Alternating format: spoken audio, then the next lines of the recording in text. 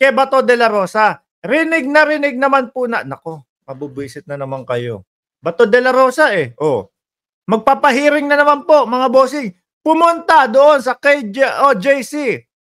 Nabubwisit talaga ako kapag binabanggit yung KOJC. Hindi dahil sa pangalan nila, ano? Dahil ang haba-haba pong ang haba-habang sabihin.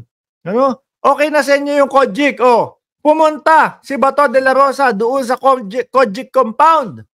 Ano? Siguro akala niya may intimidate niya si General Torre, mga kababayan.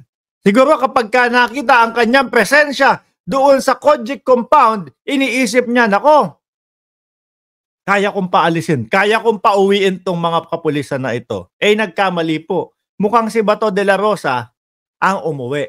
Ito ang iniwang statement, mga kababayan. Ipapacheck niya daw sa kanyang mga sekretary, kung saan ang venyong available para daw po sa ikakasa niyang hearing sa Senado. Dahil po dito sa 2,000 kapulisan na hanggang ngayon po nandiyan pa din sa KOJC aka para mas mabilis ang tawag, Kojik. Pagkita ko habang namamasyal kami, nakita ko, naku, nag-iikot pa din doon si General Torre. Mukha talagang tototohanin niya, hindi ako aalis dito hanggat hindi ko bitbit si Kibuloy. Ikaw naman, Kibuloy, pagpapaliwanagin ka lang doon sa tamang lugar ayaw mo pa. Di ho ba? Hearing na naman, mga boss. Mababawasan na naman po ang kaban ng bayan natin sa paggastos ng walang kakwenta-kwentang hearing po.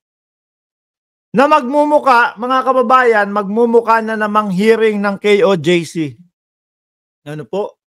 Nung huling hearing nila, sabi ko, masyado naman yatang limitado yung mga ibinibigay na oras para sumagot yung ating mga kapulisan.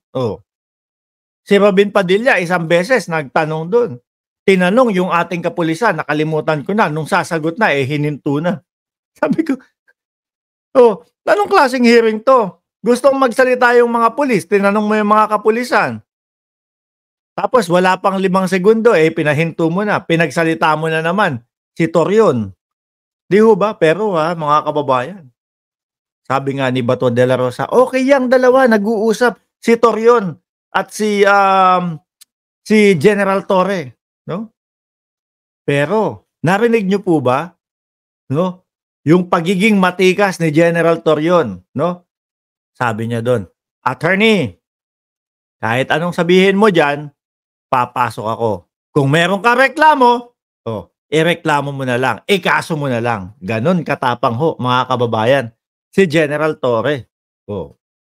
Kung nakikita nyo, mga kababayan, medyo hindi sila nagsasalita doon sa mga hearing ni Bato de la Rosa. Unang-una, dahil nga po, mas madaming atensyon ang ibinibigay dito sa mga taga-Kojik, especially kay Torion mga kababayan.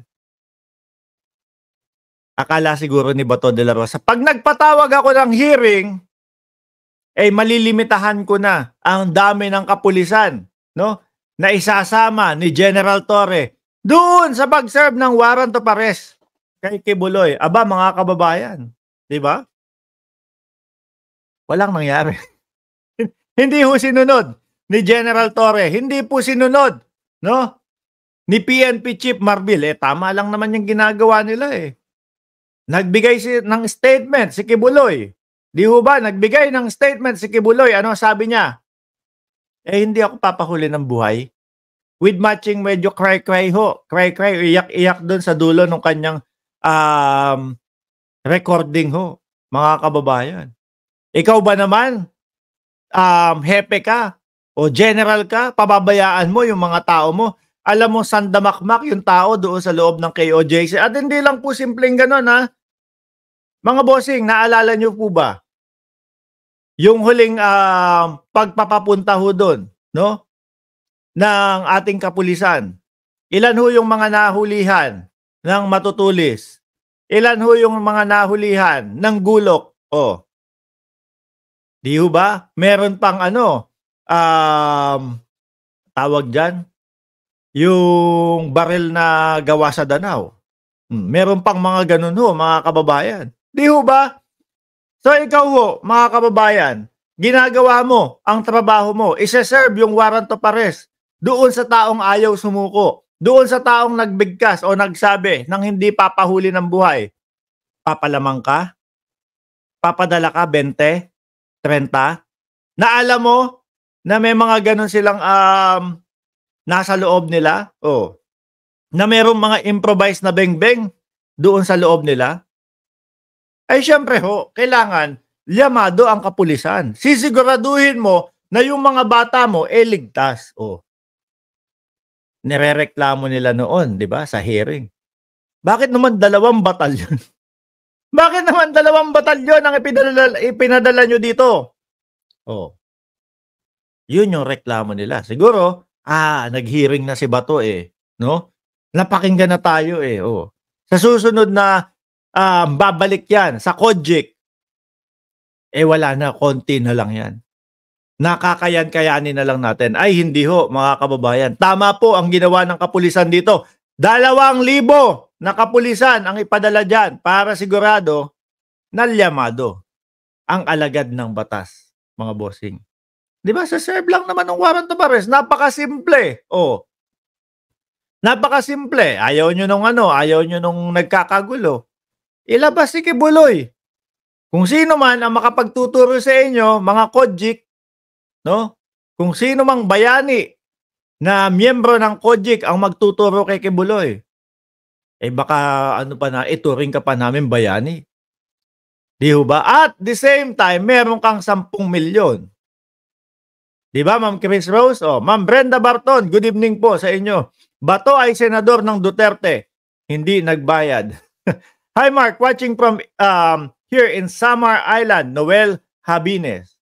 Sabi ni Wenepreda Galindon, 170 likes. God bless Mark.